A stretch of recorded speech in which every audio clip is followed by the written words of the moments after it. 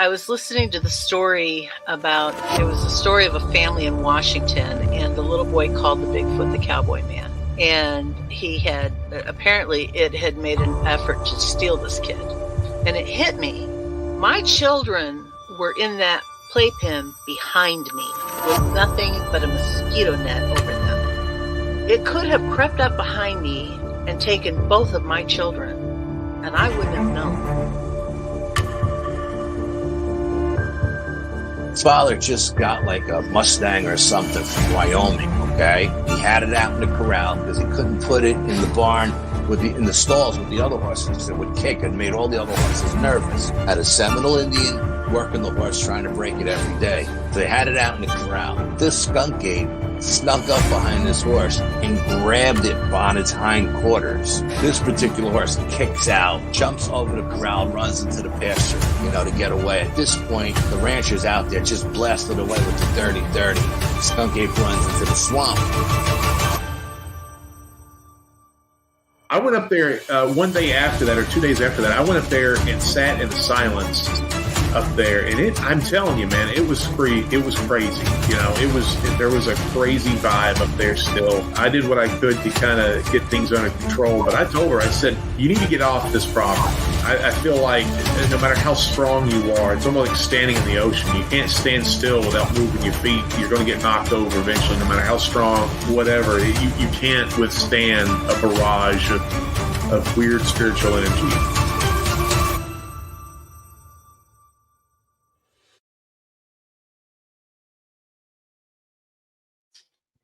What's up, everybody?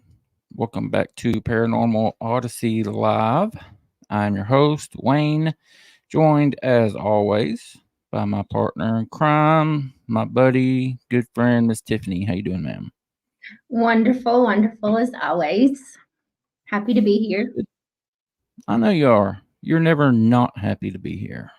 I know. I love it here. Such a great space.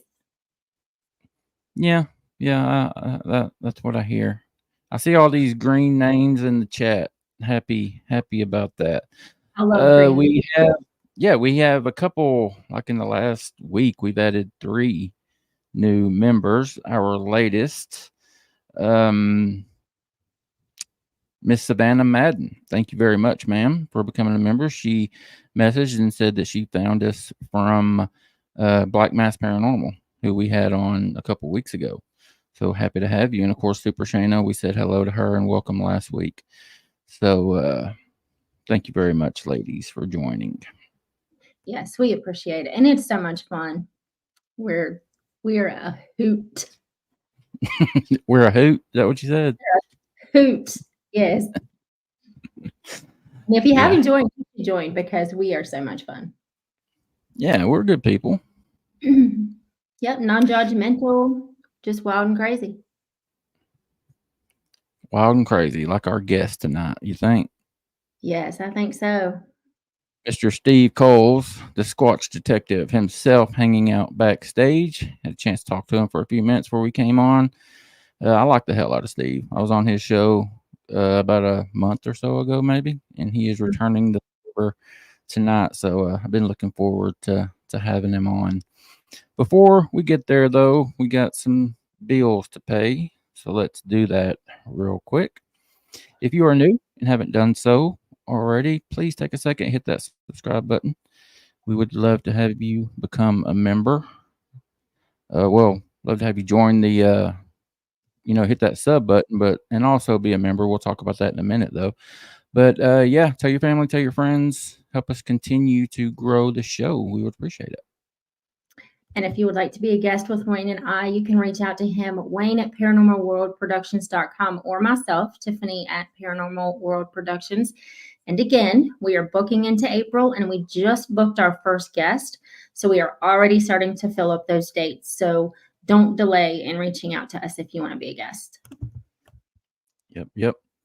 Guys, head over to paranormalworldproductions.com. Check out our website over there. Show some love to all the other shows. I believe there's 7 of them now.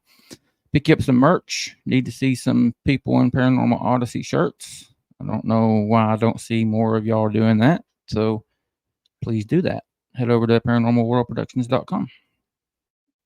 And if you have any questions for tonight's guest, please put them in all capital letters. It helps us grab them quicker, and we will highlight them as we've done for the past 3 shows, put their own little separate area, and we will pull them at the end of the show. But please put them in all caps so we don't miss it. As I mentioned a couple months ago, guys, the membership. We are still doing that. Like I said, we've added 3 new ones in the last couple of days. So super happy about that. Those 3 people are going to be added into the drawing. We're about 25. We're about halfway there now. Yeah. Everybody that enters the first 50, your name will be entered into a drawing, and one person out of that drawing will win a Yeti lunchbox, an autographed copy of one of Naoma Finn's books, and your own Paranormal Odyssey t-shirt. But you can't get in the drawing unless you spend that $1.99 a month to become a member. I mean, what's stopping y'all? Come on now. 199 pennies. Yeah, and I mean, really, we could price this right it up and be like, the retail value is $105. You just got to get you a Barker Beauty. But, yeah, guys, I hope that you will consider helping us out and becoming a member. $1.99 doesn't hurt you guys a whole lot, I don't think. And it goes a long way with us. It helps out a lot because, you get enough people throwing $2 at you, it adds up and it helps out because we talked about so many times how much work goes into putting on a show like this. You have to bring Steve on and he can tell you the same thing, the amount of work, the time that goes into doing this, something that you guys get for nothing. And it's just a little way of helping us out, and we would appreciate it if you could. Yeah, absolutely. All right. You got anything before we get rolling? I don't, but you are going to see me disappear for just a second because I'm unprofessional and I forgot to plug in my laptop and it's going to die. So killing me. I was doing so well tonight too. I was like, oh man. But I'll be right back. All right, go ahead. I'll welcome our guest. I'll be the professional one. Okay, be the professional one. Okay. Steve, I apologize for the unprofessionalism of this show. Oh, it all was forgiven. Hello, Wayne. Hello, Tiffany in the nether. Hello, Steve. Thank you for coming on. I'll be there in just 1 second. Holy cow. How you doing tonight, buddy? I am marvelous. Doing very well. I'm on my weekend, so it's been it was in the 50s today. Oh yeah. So New York in February 10th in the 50s. Unheard of. I know, man. I went outside earlier today and I got the little Amazon Alexa show thing, the screen. You got it in the bedroom, and I went to look on it because I always look at it to tell me what the temperature is outside, and it said 63. Didn't know if I needed to grab a hoodie. I'm like, hell no, I don't need a hoodie. It's 63 degrees today, man. It was awesome. Yeah, it was 60 degrees and rain in here, but it was a warm rain, so it's good. A warm rain. Are you high? No, but you probably wish that I were. All right, let's just jump in, Steve. I want to know how you got your start. What got you interested in the subject? Your background too. What is your background, and then what got you started? Well, I'll give you my bio real quick. As a young child, I did have an interest in the Bigfoot phenomenon, as well as it was the time of In Search Of. So, and Bigfoot really took an interest to me because my father sat down one day on this new platform called Home Box Office, and we watched The Legend of Boggy Creek together. And I was about 5 or 6 years old when I first saw it. And of course, the opening, maybe I was 7 or 8, but I remember the opening scene showing a little boy running my age. And that, that's the hook for me, being that age. Became a teen, got more concerned with cars and girls than I did with Bigfoot. Long forgotten. Got into my professional career. I was an EMT paramedic for a while, both a paid and volunteer firefighter for a while. But in 1989, I started my investigative career. And eventually I was trained as a forensic interviewer. So I would be the guy they would call into. So they thought somebody was stealing. I would sit them down, use some psychology, use some methodology, and elicit a confession out of them. And a lot of times when, I was, putting cuffs on them, they end up thanking me, strangely enough. But in 1998, I had a buddy of mine who was very big into the UFO topic. It was actually, he's written a book as well. And he's like, hey, listen, I just picked this book up called Monsters of the Northwoods. And it's about Bigfoot in the area, in our own area within like an hour and a half radius. So I went out to the local bookstore and got a copy myself, read it. And I'm thinking to myself, I've been an investigator now going on 9-10 years. I said, I bet you that a lot of this is a bunch of baloney. And so I started foraying into the topic a little bit more. And then I actually spoke with a couple of police officers that were in that book. And it took me probably about a good year and a half before, well, there might be something to this. And that's how I got my start into it. I started a little grassroots organization called the Adirondack Research Organization. And on December 31st, 2005, or January 1st, 2006, whatever you want to call it, I launched SquatchDetective.com, which has been there since 2006. And the same year, and in September 24th, 2006, we started one of the very first podcasts on Bigfoot, Squatch Detective Radio. And that has transformed in 2019 to Squatch DTV. So that's the journey. I've been to 46 of the 50 states. Wow. Investigating this mystery. I've had some close encounters. I've had a couple of legit sightings in my own research area, which really makes it special. I'm trying to think what else. But it's been, a real fun ride. Made a lot of great friends along the way. Of course, you make some enemies too. But yeah. And see Troy and Tennessee already priming it. That's fine.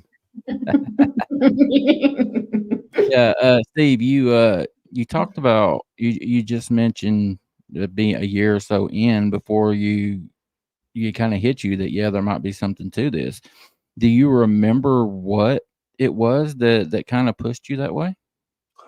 Well, I remember interviewing this gentleman. This was a little bit later. I mean, obviously, when I talked to the police officers, they were very convincing. But it really started putting me in the upper percentile was I did a vocal report with a trackway in Petersburg, New York, which is in Rensselaer County. And I completely cold called the guy. It was, I bet a friend of mine, his girlfriend's like uncle or cousin or something, older guy, they had something going on their property. And I went there, and this guy was probably about 6'2". Former Marine, 2 tours in Vietnam, a truck driver, been living on that property for 15 years, was an avid hunter, and something scared the living daylights out of him. As I was interviewing him, I could see jugular vein distension, I could see hair raising on his arm, I could see all the physical telltale signs that I look as an interrogator going, this guy is telling me the truth. And he even showed me that, I got this all set now, and he had this big old powerful lantern cob job together that he's keeping by his door in case something happens like that again. So that I was like, people are seeing and hearing things. It's definitely something to this. And that's what really Yeah. Yeah, and you also mentioned that what helped you along that way was some of the law enforcement people that you Yeah. talked to that have seen something. And for me, in my personal opinion, anytime you have a member of law enforcement that comes out and says something like this, that's willing to put their name and their badge on the line, because if you're a police officer, and you can speak to this, Steve, your livelihood is your credibility, right? I Absolutely. mean, if you're not a credible person, you can't be a police officer. Absolutely. And the funny thing is, at the time that this stuff was going on, his brother, who was a sergeant with the department, and a lot of the, the actual well-respected members of the community were all experiencing. They were getting glimpses of this large creature. They were seeing in a distance. They were finding tracks. They were. There was even a report in a newspaper that they said, creature spotted again in Whitehall. And then it says, although, and this is the exact quote, although Whitehall police, Washington County Sheriff's Department, New York State Police all responded, they could only see the creature from a distance. What? I mean, they all saw it. It's right there in print. Right. So, there was something definitely going on there. And when talking to the one police officer who had that experience during that flap, was very public about it and took a lot of hits for it and took a lot of abuse for it over the years. The second police officer saw his sighting about 8 years later. And although he reported it anonymously. And he had a heart attack and he thought he was going to die. So that's when he became public, because he didn't want, but I had spoken to him when he was still anonymous. And because I got to know the authors of Monsters of the Northwoods very well. In fact, one became my mentor for a long time. So, okay. Excuse me 1 second. I'll be back. And I got to open the door here real quick. Yeah, you're good. You're good, buddy. All right. Yeah, I mean, I'll touch on that a little bit more while Steve's gone. Just to have a police officer that I talked to Brian about this. Brian was 16 years in the Atlanta Police Department. And I mean, just you put your name on the line. And I mean, some of the most credible reports come from law enforcement and military personnel, in my opinion. Yeah, I mean, I see. Go ahead. I see Ristol puts that I used to go to Kinderhook Lake right in the middle of the flap there. And there was a flap in the 80s called the Kinderhook Creature. And the funny thing is I ran into a very well-known paranormal investigator who was a real good friend of mine. And we did a lot of traveling together for a while. And we got into a discussion once. And he's like, I saw this thing when I was fishing one day. And I was over by the Kinderhook Creek, and I was fishing, and I saw this tall, upright, hairy thing, and it came out of the woods. It saw me fishing. It just turned around right back and walked right back into the woods. And it shook me. I picked up my stuff. I left for the day, and he goes, I was 18 years old when it happened, yada, yada. And I go, and he didn't tell me the dates. I go, did this happen in the 80s? He's like, well, yeah, it did. Let me guess, between 84 to 86. Well, it happened in 84. That was the height of the Kinderhook Creature flap. He knew nothing about it because he wasn't a Bigfoot guy. I said, well, did you know that everybody, all the sightings were right in that time period? So it was just amazing when I saw that. I heard that. It was like, as an investigator, you look for these correlations, and I'm not a scientist, so I don't, experiments, I look for investigative leads. And when I see, a sighting that happens that the person did not know about this thing around there, it just makes that puzzle, that it's another piece of the puzzle that fits and makes it possible. Yeah. You mentioned some of your personal experiences. Are any of those, would you consider a Class A sighting? Both were. Okay, you want to talk about those? I have two that were very classic. 2011 in my research one, had my team out, and as it turned out, we were out doing. I had 3 teams out. I had a base camp team. I had 2 operations team, and I was kind of circulating between all of them. And we were out for about 3 hours or so.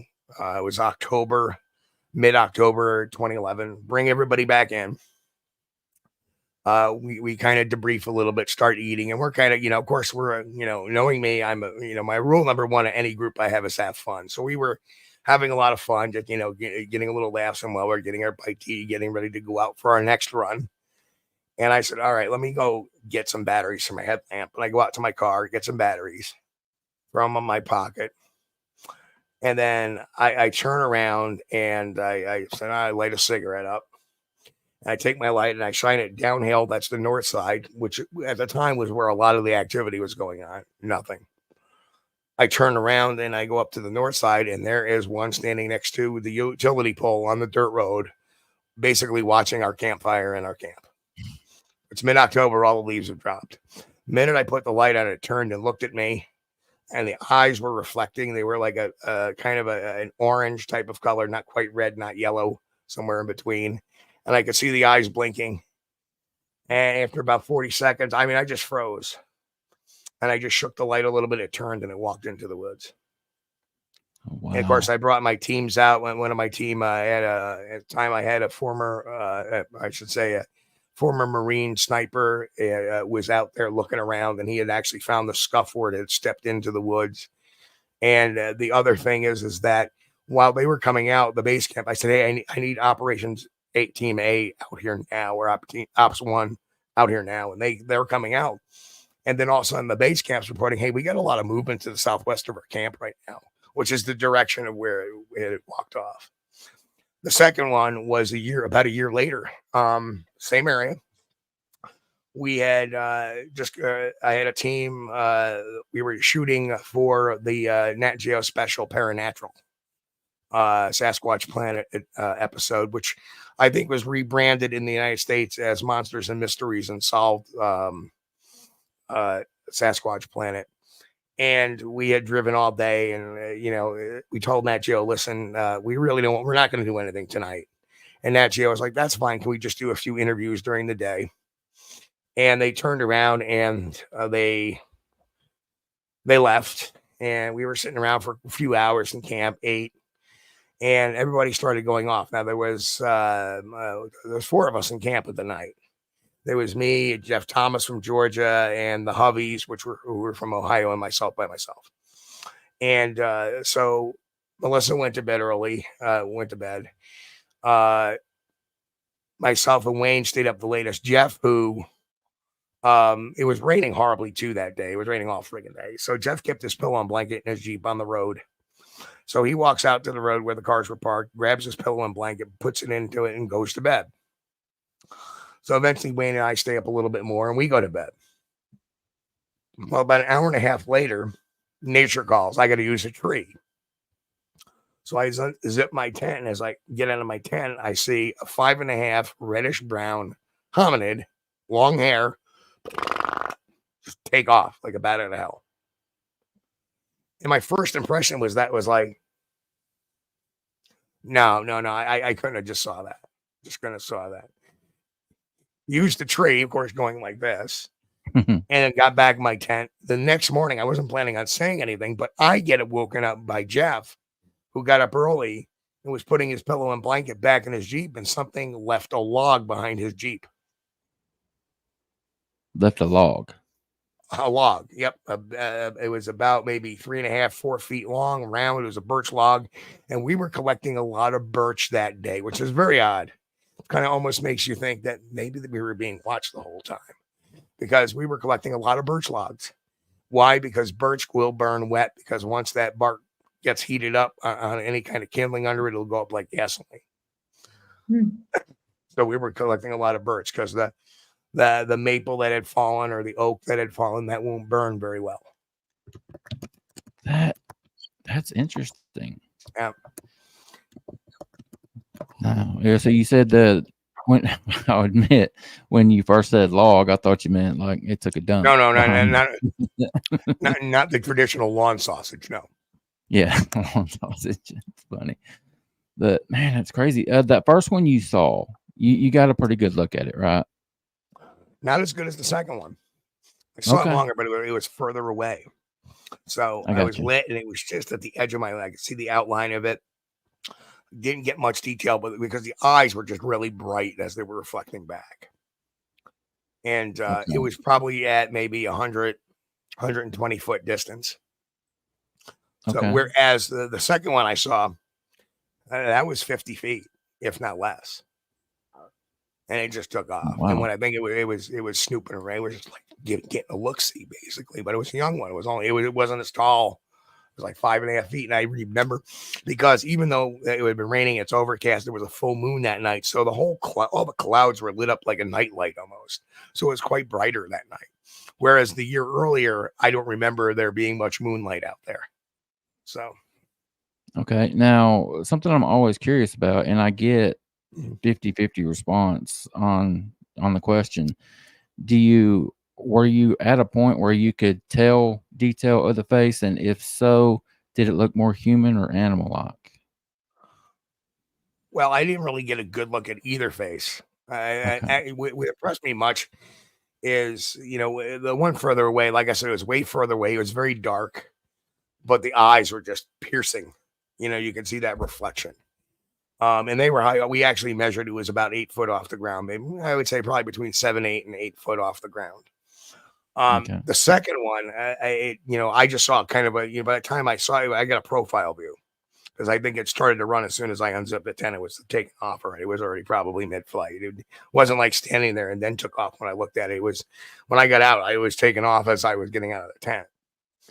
But I could make out in both instances, the hair was very long. I know in the first one, it did have I could see very clearly the conical shaped head outline, very lack of any shoulders. And the smaller one, was just a blur. It was just, there it was, because of the profile, you really can't make out the details of it face on. Yeah. Other than the fact I could see the legs going. Yeah. All right. So, Steve, we all know what you're best known for, and that's calling out the bullshitters, busting hoaxers. I want to ask, which person or individual have you had the most fun with as far as debunking and calling them out? Actually, I got to say the latest one I did, well, not the latest. There's a gentleman by the name of Steve Cofferin, and he decided early last year to give me this picture, and made up the story sounded really odd. He says, I finally got a picture of him, yada yada yada, and he said he didn't realize it until he was looking at the pictures on his camera. That's kind of weird. Especially looking at this picture, but in the picture, I could see the video, like a video status bar, like a progress bar. And I said, is this a screen cap? Automatically he got all like, oh, if you can find, I dare you to find this on YouTube. I dare you to find this. Well, I forgot Challenge about accepted. I forgot. I challenge accepted, but I forgot about it for a little while. And then it came up again, and I started because I was doing I was looking at the Searching for Bigfoot website, and they had the picture on there. I'm like, wait a minute. And I go back, and I'm like, you know what? We got to find this.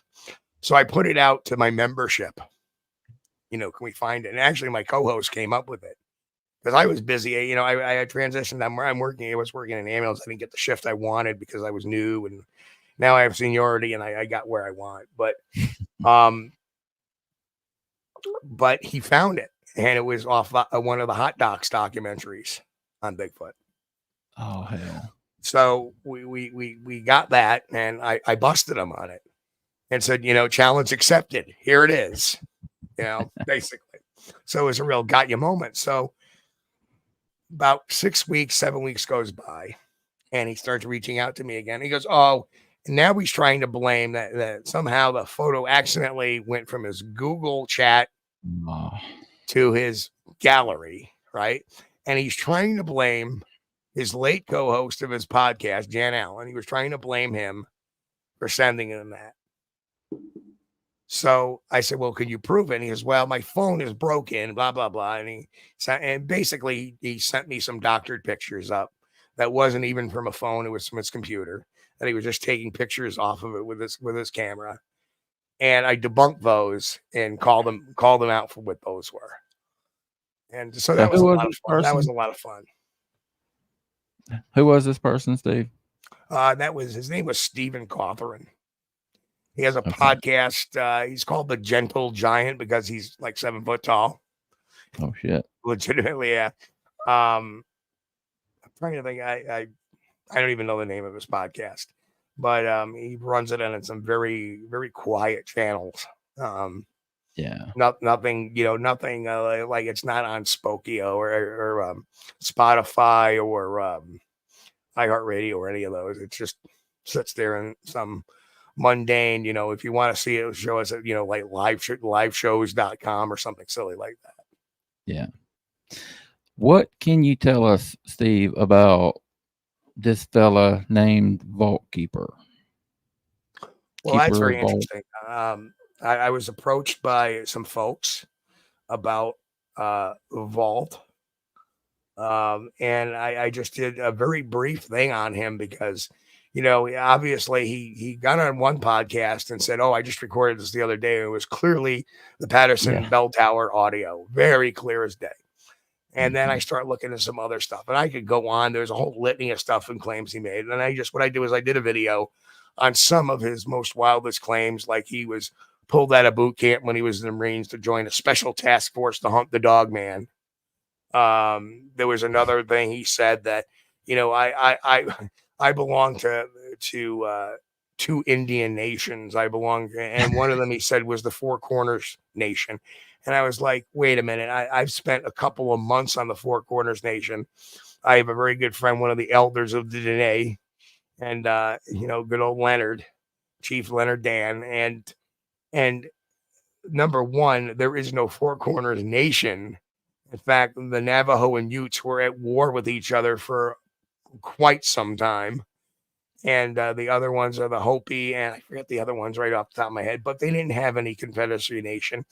And then the other thing is that you don't ever say, "I belong to the nation." The tribe belongs to the nation. You belong to a tribe. So what he said there was so inaccurate. And then there was this whole stolen valor thing too, that,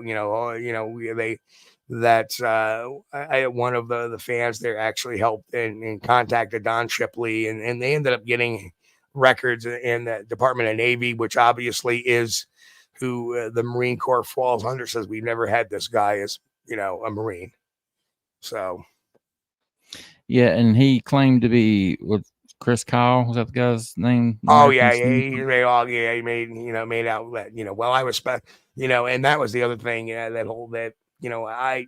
although I've never been in the military, I've read a lot. My hero of all time was the late Dick Marchenko, who was the founder of SEAL Team 6. And I've read a lot of his writings. I've read Chris Kryle's book. I've read a number of No Easy Day. I've read a bunch of them. And there is no way that the Navy SEALs will, or even a sniper will partner with a non-SEAL observer. They work as a unit. They work as a team. They train together. They're not going to say, "Oh, well, today you're going to take this guy and that's going to be your partner for the day." It doesn't work that way. Yeah, he claimed to be like I can't think of the word, like government contractor, the military contractor or some shit. And I put the clip on there where he can't even remember. He was asked, "Well, which contractor?" And somebody said Blackwater. Oh yeah, Blackwater. Oh God.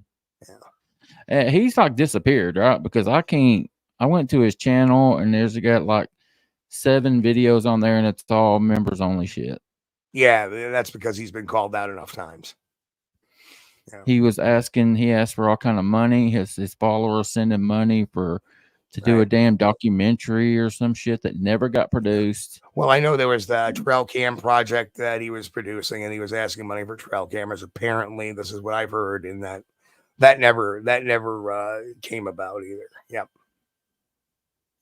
Yeah. There's a special. It's there was another guy years ago. His name was Bob Garrett and Big Thicket tours, and he was doing a lot of expeditions in Texas and the Big Thicket area. And he was being heavily promoted on the Sasquatch Chronicles. And Garrett's operation got shut down by the feds because obviously you can't take people on a federalization and charge them money for tours. It violates the law. So they got shut down. They actually got arrested. And as it turned out, people had paid him money for this expedition. He never returned a dime. Yeah, I heard that. I remember that was back when I used to listen to Sasquatch Chronicles when I first really got into it. And Neil was on there. Neil he was on there right too about the torn up camp story. And there was an audio too that we had called him out, and I had actually debunked that audio. Well, somebody else had the wherewithal to find the clip. So I put them together and I matched them together, lined them up, and they're the exact same clip. Yeah, the whole bunch of them went on Sasquatch Chronicles, if I remember right, and talked to Wes about being arrested, like you said, but they were obviously claiming they were being arrested because they had Bigfoot knowledge, or they were getting too close, or some bullshit like that. There was reports of them being shot at or something, and it was because they were taking money from people to hold these investigations on property that they weren't supposed to be on.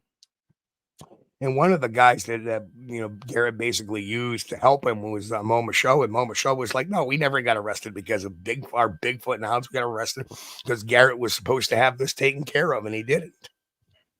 Yeah, they come on there saying, "We not collecting money for this. The money is for the food and for this and for study and all that bullshit. You were charging, I don't know how much."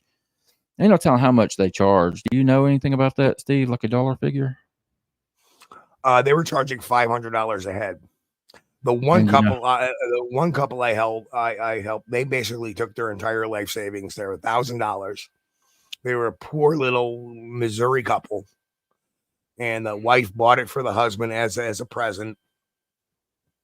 And they paid him $1,000 and tried. And I've seen the PayPal receipts. I've seen the text messages. How Bob just keeps passing it off. Well, you got to ask my daughter Sandy, or you got to ask this person, you got to ask that person. But the money was sent to him, and PayPal was very clear about that. And of course, what ends up happening, they never get their money back. They're out $1,000 throughout their life savings, no experience. Yeah. I had heard that Bob Garrett talk about, he had some whoppers, dude. And let me explain something to you about the Sasquatch Chronicles. As Bristol said, I felt bad about Sasquatch Chronicles. Wes knew. I told Wes, I was on the phone with Wes. I even let Wes listen and showed him the audio. And his response was, "Well, I don't see it. I don't see the resemblance." What? And then he continued to have Garrett on his show after that, after he knew people were getting ripped off. So I don't buy it for a fact, because you know why? Bob Garrett brought in clicks. That's why. I remember Bob coming on there and talking about being up in the wilderness one year or something and catching the flu or some shit and being almost near death and being carried out by a damn Sasquatch. Yeah. I mean, you would think he would have. And then there's the whole way he was loaned some equipment by this guy named Max. And, he loaned him 4 FLIR units. He got 3 of them back, and they were completely destroyed. Oh, shit. And the 4th one he never got back. Yeah, I mean, there's a lot of shade at this guy, and I dare say that, one of the big things in having an edge up is that when you look at sighting reports and stuff like that, people make certain claims and you wonder why, you get this video and there's no claims on it. That's automatically, to me, in the garbage file. But you have these people that make some really wild claims. And, I hate to say it, but you have Wes's story saying, oh, we were surrounded by Sasquatch and we could see them in the moonlight. And you look at the date of the event and there's a new moon. There's no moon out that night. How can you see them in the moonlight? So it's those little facts that really can make or break an investigation. And that's Are you why talking about Wes's personal experience or the one he went down to Texas to do? No, the one when he was with Woody. Oh, the main one that got him started. Right. And then we find out there was no, the date of the event, there was no moon. It was a new moon. So you look at little facts like that, and it makes a big difference. That's why the first thing I do in any type of sighting is I pull the weather data, even on our own stuff. We had this audio we captured last September in my research area 1, which is where I had my sightings. And we, there's the weather data. Here's the phases, the moon phases, and that, because we don't want to get things wrong. The area we're in is very wooded. I can't tell you if there's a full moon, and on a mountain, or in a series of mountain ranges. So it's like, I can't tell what the moon phase is unless it happens to be a certain time. And frankly, I don't have a journal to write it down, and I don't really pay attention to that. So, yeah. I'm there. Even back when I was a big fan of the show, I had a hard time believing Wes's story. And then you hear a lot of people looking into it, and it just kind of validates it. Yeah, who else? Is there anybody else, Steve, that sticks out to you that just like borderline ridiculous? Well, I mean, we've been tolerating Todd Standing and his, Muppet Barrage and Puppet Barrage, all these little face shots over the years. That's one. You have the Mountain of Fountains of Misinformation over at searchingforbigfoot.com, where I looked at their homepage. I'm like, that's AI. That's AI. That's and there's the Cawthron photo. So you see all this stuff. I mean, that one I've never seen. So 3 out of the 4 that are on their front page is Bigfoot evidence have already been debunked. And then you have the clickbait artists. You have your NVTV. You have now you have this channel called the Sasquatch Mafia. That's just taking people's stuff and reposting it. They're not even, and then you have, of course, Rocky Mountain Sasquatch that'll take anything and try to claim it's a Sasquatch. They've become, years ago, 10 years ago, 12 years ago, we had something called Facebook Find Bigfoot before YouTube took off. And these guys would take all these photos and videos and try to make them appear to be real and why they're real. And some of them like, hey, you know what? I've already talked to the people who shot that and they admitted it was a hoax, stuff like that. That was, I remember that was the Interstate hoax. Interstate, it was in Wisconsin. But now you see these things are posting things that have already been debunked. They don't care. Yeah. It's all about clicks. And, it's very, I know Brian did a great study on that. And that's why people do things like that, because they get those clicks instead of having an honest program. Now, why do you think Brian caught so much shit for doing that? I don't know. I really don't know. It was surprising to me. And I get it. If you're not explaining yourself why you're doing those things, sometimes people will say, what the hell's going on here? And believe it or not, I ran a very similar thing, but I ran it with YouTube Shorts. So that was the difference on that one. Yeah. Okay. I did stuff. In fact, you look in my channel, I have a little playlist called "Is This Bigfoot?" And that was my experiment. So now you mentioned Facebook finding Bigfoot. They are no longer around. They were pretty much banned, right? No, they dipped out because they supported Rick Dyer in the 2012 hoax, and word on the street. Yeah, word out on the street too was they did purchase the rifle from him too for 5 figures. They purchased the rifle. Yeah, that he claimed to shoot the body, and they bought that, from him. And I kept warning him, guys, this guy's a hoaxer. I busted him in 2008 big time and landed me on Fox News. Now, what happened there? Is that where they claimed to find the body? That was the Georgia Bigfoot body hoax 2008, where Biscardi came in and started promoting it worldwide. And I basically forced myself invite into the scene. And within 24 hours there, I had managed, at the behest of actually Biscardi's son, to prove that it was indeed a suit that was frozen in the ice. Did you see it firsthand, Steve? Yeah, I touched it. Yeah. Oh my God, I didn't know. I'm the one who pulled the foot out going, it's a suit. Who did they think they were fucking fooling? Well, they weren't. The whole goal of that was the 2008 hoax was for Biscardi to come in and have some people film it. And you remember back in the early 2000s was the alien autopsy hoax. It was aired on Fox News. And I remember him saying to me, well, I got these guys coming from Fox. They did the alien autopsy video. They're coming out to film the body of the Bigfoot. Well, the whole idea was to have all of the people there to sign an NDA to not talk about the body, have them film it and put out the movie anatomy of a Bigfoot body.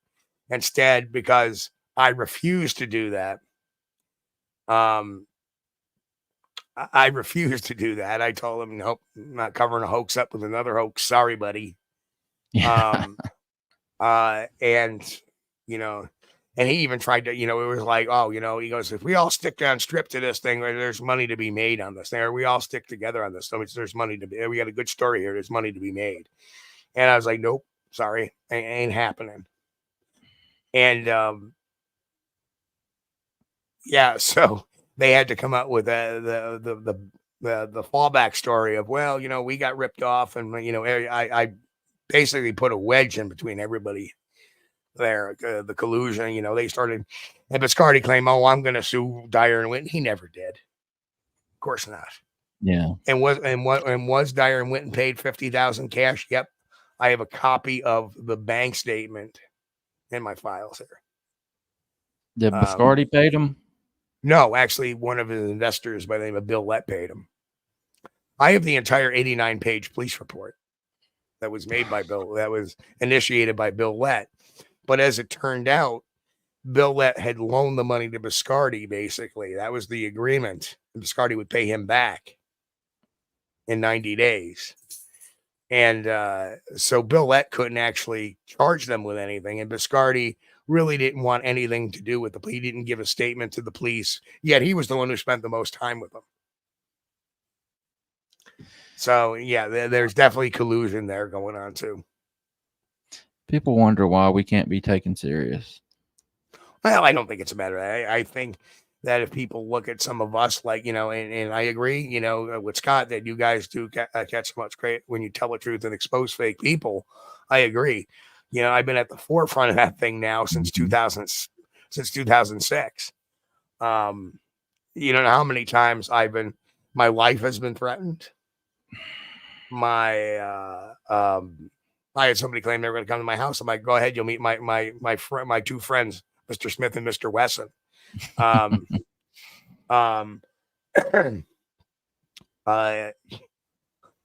also have a background in martial arts too, so I'm not really worried about it. Obviously I had to deal with some pretty shady people in my day. And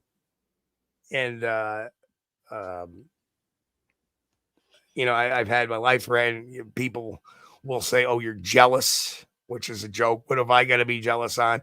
It's kind of funny because now they say that on YouTube and I fire right back at it. Somebody leaves a snarky comment. Oh, you're just jealous. Oh, really? What have I got to be jealous on? I've been on 18 programs since 2008 on network television. And currently I'm slated to be on 4 episodes of The Proof Is Out There for this coming season. So I'm not really jealous of anybody. You're just jealous, Steve. You're trying to make a name for yourself. Right. I've written 3 books. I get invited to speak at conferences. what have I got to be jealous about? Yeah, It's that's like, always that seems to be the go-to response for anybody that is threatening to others. Right. And so what I tell them is, instead of leveling his accusations, give me the receipts where this is real. You give me a receipt to prove I'm wrong, and they never can. And I remember I started shutting down Todd Standing's people by putting the picture of that very first one he put up there, the one that looked like it has the fuzzy face, the Muppet. And I say, you know what? I'll answer that question after you can. If you answer this question, I'll answer your question. And I put up that picture. Is this a Bigfoot?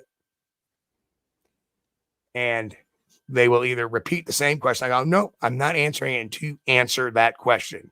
I go, your lack of communication there is telling me you don't want to answer that question.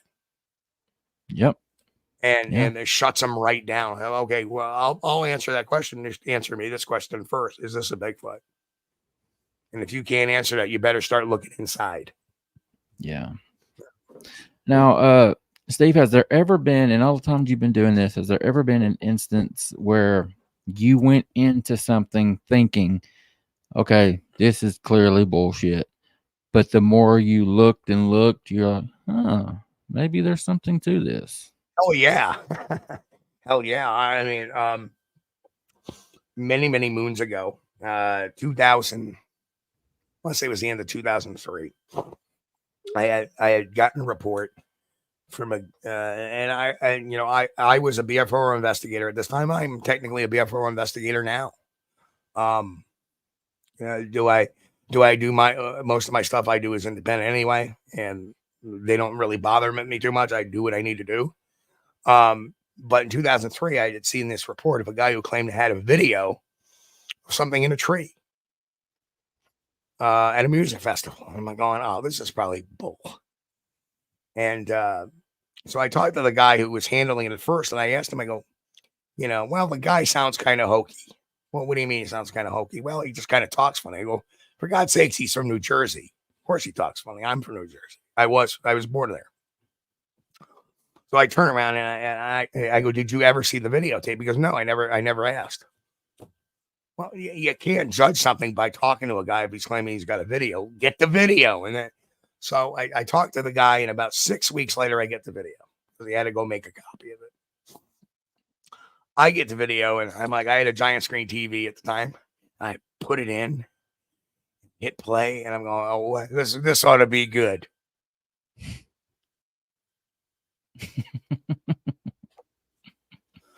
And the first thing I see is this large dark figure in the background walking as this little one jumps off it, climbs up into a tree, hand over hand into the tree, swings once, goes into the tree, drops down. I spent over 400 hours looking at that video, breaking it down by frame by frame by frame. And to this day, I mean, and literally when I do an investigation, it's not like I get a video and like, and this unfortunately is the bane of a lot of YouTube researchers. They get something and a day later they got to post it. Yeah. Well, if you get good evidence, before you post that, some bitch, you better go back, get all your facts straight. You get all your ducks in a row, do your research, try to debunk it, go through the motions, then put it out there. Because if not, you're going to catch crap and you're not giving people the proper receipts. So that's what I did with this. I did frame by frame. The first thing I did was I converted it to DVD. And then I was able to take that, because this is 2003, folks. Then I took the DVD and I converted it to video files for the computer. I work with that. And I made tons of phone calls to different laboratories in the area. If they had any animals, if they had any monkey, any escapes, I checked for any zoo or carnivals or anything like that. And everything was really clear. The one real big part was too, I talked to the landowner, and he had confirmed what the guy said. Now, we didn't allow any pets at all on the land. We had a guy with a parrot come in, and we turned the parrot away because we didn't have insurance rated for that. If somebody got bit by an animal, it would be on us. Our policies didn't cover that. So that made a lot of sense. And the other thing I know is, number one, it's illegal in New York to own to possess a primate. You have to be a licensed zookeeper to do that. There's some states where Florida where you just need to get a permit, but no, in New York, nope, it's verboten. Unless you're a licensed zookeeper, sorry, it ain't going to happen. You're not going to be walking around with a, you can get somebody like a habitator or a rehabber that'll have one. You can do that, but they're licensed zookeepers. Yeah. So all of this stuff came up, nothing. And then this is what was known as the Pridon video, aka the New York baby video. And that's being shown. So that was one where I thought, oh, this is going to turn out to be a bunch of hooey. And wow, it really, because, when I talked to Doug, he never saw the big one in the background. He only saw the one in the tree. I was going to say, what's that big, dark, uniform color subject in the back that's walking from right to left? And then after it jumps off and goes in a tree, it turns around and goes back. Now, somebody says, well, maybe they just broke the law and they brought their own monkey in there. Well, okay, and they snuck a monkey in. So now we're breaking the law. We're sneaking one in a place where you can't bring it. And of all the things, if you have a monkey, are you just going to let it go up in a tree at 8:45 or whatever time at dusk when it's starting to get dark? Are you just going to let it up in a tree and hang out there? You'll never get it back down. Yeah. Right. So it made no sense at all. Wow. So it was just one of those things. But and research facilities don't have large primates, agreed, but we didn't want to take any chances that perhaps maybe this was a small primate too. It's like you got to check you got to go down the checklist regardless of, even if it's far stretched that, well, they may not have large primates, they may have like capuchins or something, or a rhesus monkey or something, but nope. We got to go and check that box, make sure that box is checked. And then I released the investigation. Months later, did the same thing with the Vermont Trail Camp photo. I get it. And it wasn't for 5 months that we didn't release until we really released it to the general public. But that's how an investigation should work. I work as a professional investigator. That's how we would run any professional investigation. Yeah. And that was called, again, the New York Baby video, aka the Pridon video. There's a copy of that. It's somewhere on my channel too. You can find one of those on my channel as well. Okay. Or on the website, right, you can see that. Steve, it's okay. We're right here at an hour. We're going to go ahead and jump to these questions we've got saved for you. Sure thing. Yep. All right. First one we're going to ask. Troy asks, let me pop it up here. What do you look for other than the usual tracks, hair, scat when investigating a sighting? When I investigate sightings, I also look at the history of the area, the ecology of the area, the topo of the area, satellite maps, stuff like that. Especially with getting history. Has there been an area, especially what kind of sightings are in that area? Are they, aggressive sightings? Are they roadside crossings? Are they, somebody walking down a trail and see one and it just turns around? Well, behavior to me is tantamount in any kind of sighting report. So that's, I look at a lot of that, but hair, scat, tracks, any really obtuse, like any tracker would, you're going to be looking for tree breaks at the 5'9" to 6 foot level, where something about 7 foot tall is going to be making its way through the brush.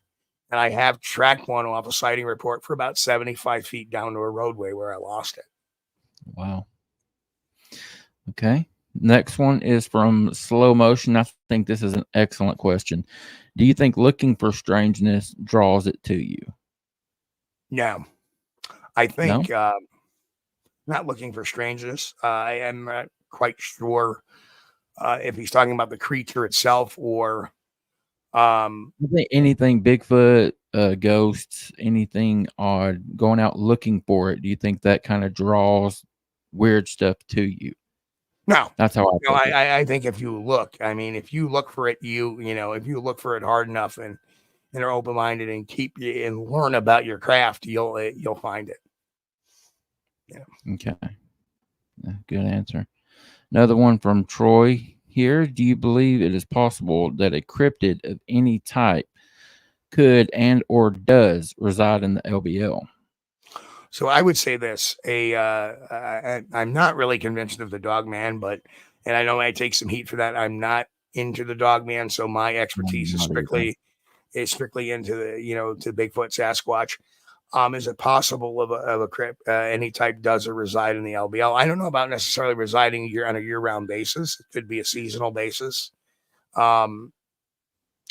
But very, very interesting stats that came out last night and this morning that we worked on.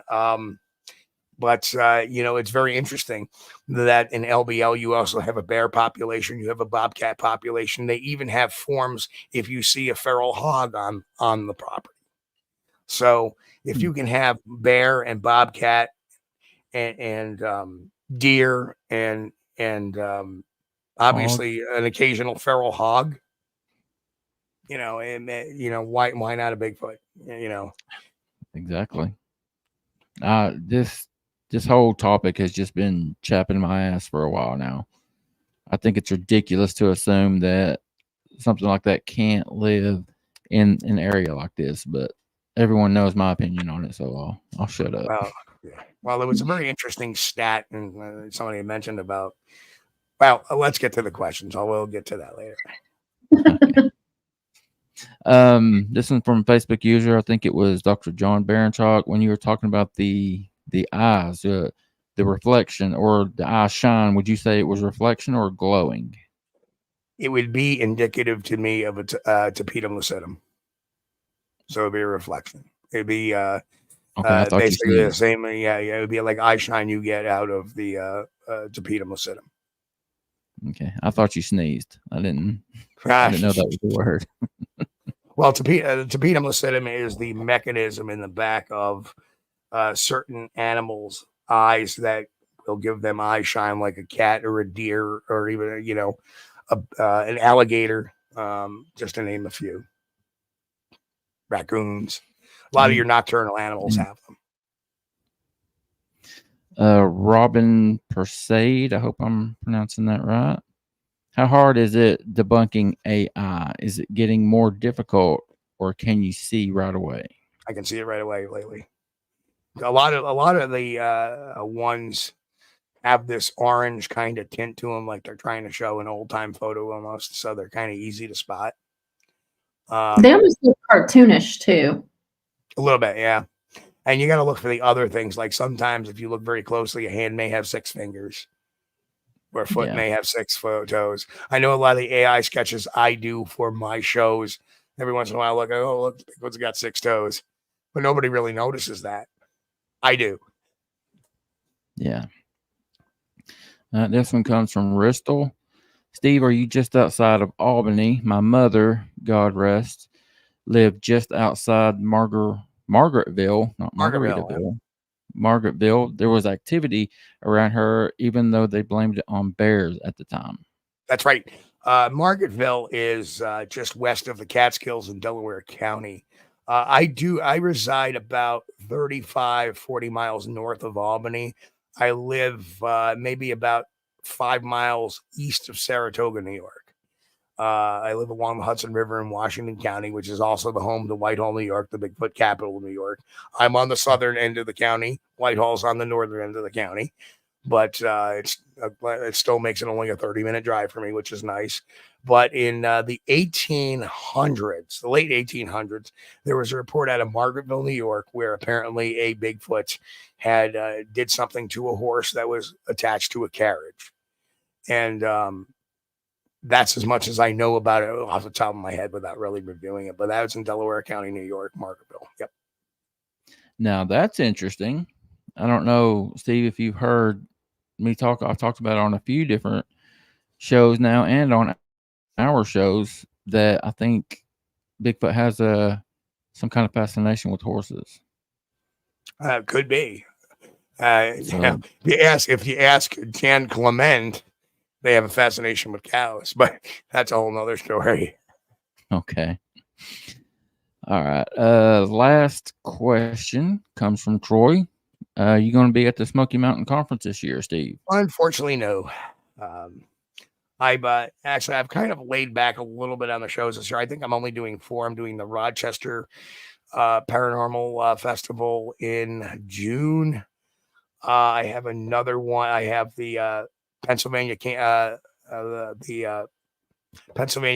Bigfoot camping adventure. That's going to be in Fayette County in Pennsylvania back in September. How can I forget? In August, I'll be at the Hocking Hills Bigfoot Festival in Logan, Ohio. Last year, they had 41,000 people attend. Oh. It's mad. It's 2 days of Bigfoot madness. Wow. I mean, I actually saw a Bigfoot on a Harley. No lie, Bigfoot on a Harley. Great time there. So if you're anybody out there by Logan, stop by. It's a great time. It's a free event to walk around, and you only pay to go, you only pay to go in and see the speakers, but it's a free event. 4 blocks one way and a block on either side. So you get 5 blocks of vendors and Bigfoot exhibits and food vendors and entertainment. It's just a great, great time. And then finally, and I always wrap up with the Sasquatch, the Whitehall Sasquatch Calling Festival right here in Washington County, New York. It's become a big event every year. Last year, I think we broke 2,000 people at the event, and it's basically a 10 to 6 p.m. event. So to have 2,000 people wander through this Whitehall Town Park is just an awesome thing. When is that every year, Steve? That is usually the last Saturday of September. I'd love to go to that one year. Yeah, come on up. It's September, I think. I want to say 29th this year, but it's the last Saturday in September of this year. Yeah, I mean, that's like the Bigfoot capital of like the Northeast, right? Right. And like I say, for folks that I know, usually at the end of that, we all go up to the research area and do a little mini expedition for the evening. And that's when we caught the audio this year. Awesome. So, and Alex Petikoff was with me, as everybody knows Alex from Small Town Monsters. And then we had Mike Lucy from CARC, Catskill Appalachian Research Collective. He was up there with us. Had a few of my members from my channel there. I invited them. If you're coming up, come on up with us. And, I had Jen and Finding the Trackway. They're both from Ohio. They were up with us. And all I got to experience that hoot call that was like out of nowhere. All right. The last one we had starred was not a question, but a big, big thank you to Bristol. He gifted 5 memberships tonight. Good job, Bristol. We didn't do our toast, did we? Damn, I forgot. Well, let's do our toast now then. Chin chin. 2 fingers up. Good stuff. Steve, tell everybody where they can find you, buddy. Well, my website's squatchdetective.com, but if you go to squatchdtv.com, it goes right to our YouTube channel, or it's youtube.com/@squatchdtv. We run 2 shows a week. We're on the Bigfoot News on Friday nights, 9 p.m. Eastern. And Sunday nights, we do Squatch DTV Live for 2 hours, where we 9 p.m. Eastern, where we usually have a guest. This week, we have on Dr. Jeff Meldrum. Oh, really? Awesome. Yep. Very cool. And that's tomorrow night, right? That's tomorrow night. Yep. Very cool. So, very cool. A lot of fun. All right, Steve, man, I can't thank you enough for taking the time to come and hang out tonight. Good stuff, brother. And anytime. And, for those who think that it's a shame I'm mainly known as being thought as a debunker, because, I really am a behavior guy when it comes. I take a lot of primate behavior and look at that. But you'll see that on the channel. You'll see that on the website. But I want to thank you guys for having me on. It's my honor to be here. Thank you. Yeah, it's my pleasure, buddy. Thank you very, very much. I hope you enjoy the rest of your evening. Certainly will. All right. Bye-bye. Okay. How cool is that? Yeah, it's awesome. Awesome. I've been looking forward to having Steve on. I know, and I do. I kind of feel bad for mainly focusing on the people that he has debunked, because he is a great researcher. He really is. You can tell he's passionate about it. I'm glad he got to share his experiences. They were both new to me. I had never heard them before. But, I mean, the world we live in, it's unfortunately full of a bunch of fakes. So we like to hear about the people that are busted. Exactly. All right. Do what, ma'am? I said get rid of them. That's right. I'm going to throw this back up here one more time. A big, big thank you to Bristol. I didn't even know that was an option. I didn't know you could buy memberships for people. I'm assuming that's what he did. So, yeah, that's news to me. But thank you very much, buddy. I appreciate that. Those that... And Bristol, maybe you can tell me, do you get to choose who gets those? Or are they randomly given out? Or... how does that work? You can message me on Facebook if you want to. Yeah, because we were today years old when we found that out. Exactly. Exactly. You got anything before we get out of here, ma'am? I don't think so. I don't think we have another show until Tuesday. So I think we're good. Slackers. I know. God, we suck. I know.